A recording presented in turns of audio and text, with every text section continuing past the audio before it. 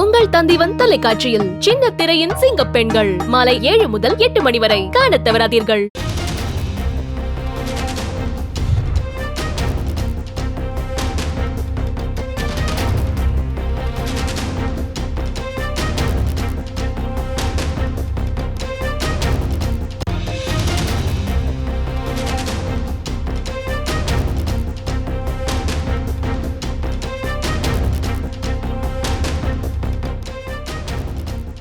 செய்தி கூவமாறு மறுசீரமைப்பு திட்டங்கள் குறித்து வெள்ளை அறிக்கை வெளியிட வேண்டும் என மேயர் பிரியாவுக்கு எம்பி கார்த்தி சிதம்பரம் கடிதம் வாயிலாக தெரிவித்திருக்கிறார். அது பற்றிய மேலும் விவரங்களை செய்தியாளர் ராமச்சந்திரன் விவரிக்க கேட்கலாம். வணக்கம் ராமச்சந்திரன், செய்தி குறித்து முழு விவரம்.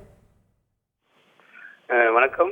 கார்த்தி சிதம்பரம் எம்பி வெளியிட்டுள்ள அந்த 2 பக்க அறிக்கையில் கூவம் நதியை சீரமைக்க மாநில அரசு ரூபாய் 750 கோடி ரூபாய் ஒதுக்கீடு செய்துள்ளது. இதில் ஏற்கனவே 329 கோடி ரூபாய் செலவிடப்பட்டுள்ளது. மேலும் அமெரிக்கா அதிகாரிகளிடமிருந்து தொழில்நுட்ப உதவி மற்றும் நிதி வழங்குதல் உட்பட நடந்து கொண்டிருக்கும் பணிகளை மேயர் சமீபத்தில் குறிப்பிட்டுள்ளார்.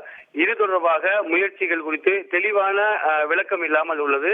எனவே அனைத்து மறுசீரமைப்பு திட்டங்களின் சுருக்கம், ஒவ்வொரு திட்டத்தின் விளக்கம், அதன் குறிக்கோள், காலக்கெடு, செலவுகள், விளைவுகள் உட்பட ஒவ்வொரு திட்டத்தின் விரிவான கணக்கை தெரிவிக்க வேண்டும். இந்த திட்டத்தின் தற்போதைய சவால்கள், ஆற்றின் நிலை, திட்டமிடப்பட்ட மற்றும் உண்மையான விளைவுகளுக்கு இடையே உள்ள முரண்பாடுகள் பற்றி தெரிவிக்க வேண்டும் எனவும் வலியுறுத்தியுள்ளார். அது மட்டுமல்லாமல் சென்னை பெருநகர குடிநீர் வழங்கல் மற்றும் கழிவுநீர் அகற்றல் வாரியம் சென்னை நீர்நிலைகள் தினமும் விடப்படக்கூடிய சுத்திகரிக்கப்படாத கழிவுநீரில் கிட்டத்தட்ட 30% கூவா ஆற்றில் கலக்கிறது.